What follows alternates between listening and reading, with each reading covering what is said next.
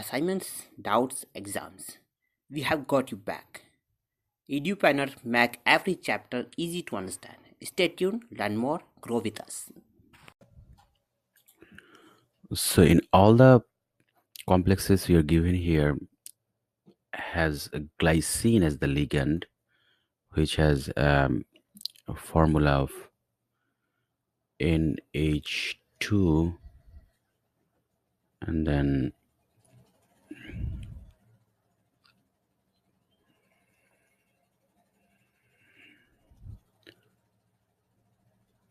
like this. So this is our glycine. Now let's start drawing the isomers of this complex here. And since this is a square planar structure, we can draw two geometrical isomers, that means cis and trans isomers for this complex. Here we have four corners of our square planar structure, and then here we can have the NH2, and we can extend it by this way, and we can have our oxygen here, and again we can have our another oxygen here and our NH2 group here. And then we can start by the oxygen, and then we just connect this to oxygen. So in this structure you can see that we have our NH2 groups of the glycine in 180-degree apart position or in trans position. That's why it is our trans structure. And then if we again draw here, in case we have NH2, NH2, and then we have the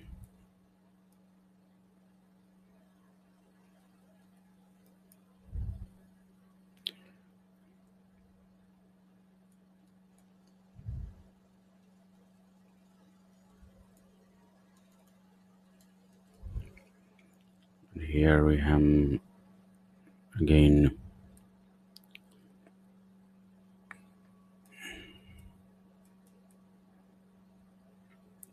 oxygen. So in this structure you can see that both the NH2 groups here are in adjacent sites, or they are in cis position. So these two geometrical isomers are possible um, for this diglycine nickel complex. And then let's go to the next one. Here we have a tetrahedral diglycine zinc complex, and since in case of the tetrahedral complexes we cannot have geometrical isomers, so we can look for any possible optical isomerism in this case. And we know that optical isomers are formed when one of the structures is non-identical or non-superimposable to its mirror image. So let's see what structure we can draw out from here, and we look for a non-identical mirror image of that. So here again we have our glycine group,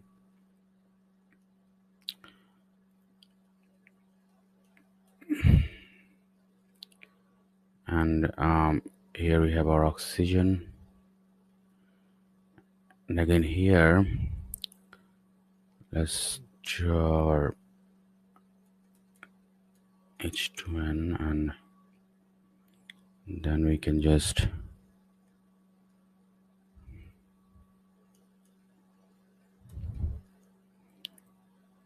here we have another oxygen. So this is our one of the structures of this complex, and let's see if we can have a um, non-identical or non-superimposable mirror image for this structure. So if we um,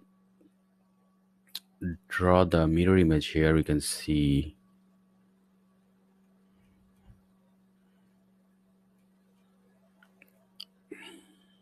so in this case we will have our this oxygen here.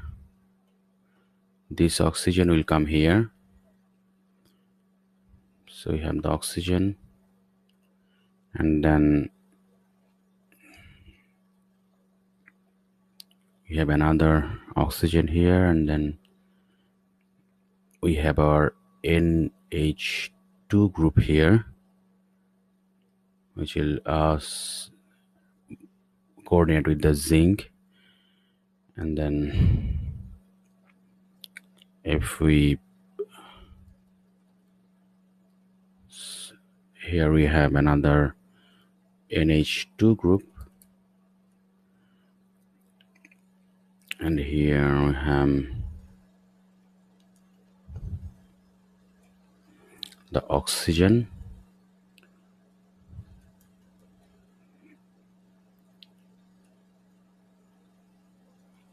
So that's how our mirror image of this compound looks like this, and apparently we can see that they are non-superimposable. That means these two are two optical isomers. So this complex has two optical isomers. And then let's go to the last one. Here we have triglycine iron complex. The three is here. So for this one, we will also look for any possible optical isomerism. That means let's draw one structure first. So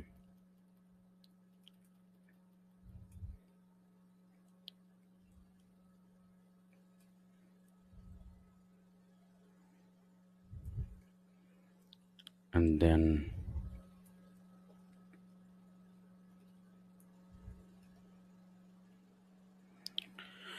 here we have our NH2 group.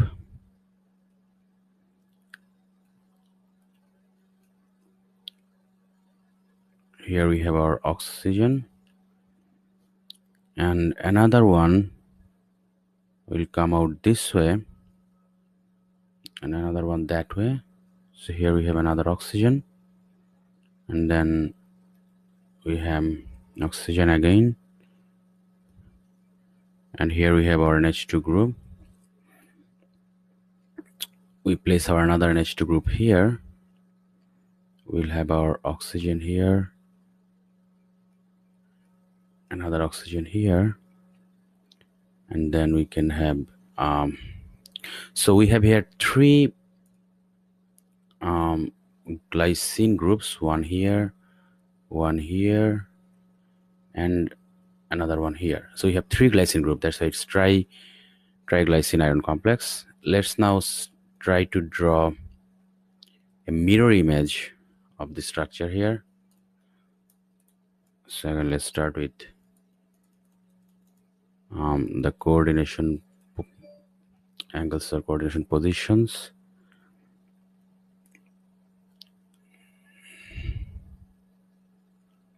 And here we have another. So in this position we have the NH2 groups like this one, and in this position we have another NH2 group also, this one. And then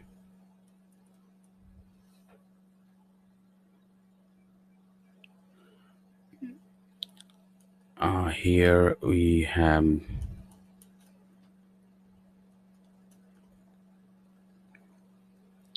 and this oxygen will go out here. Here we have another NH2 group which is coming from here, and then we can, from here we can have,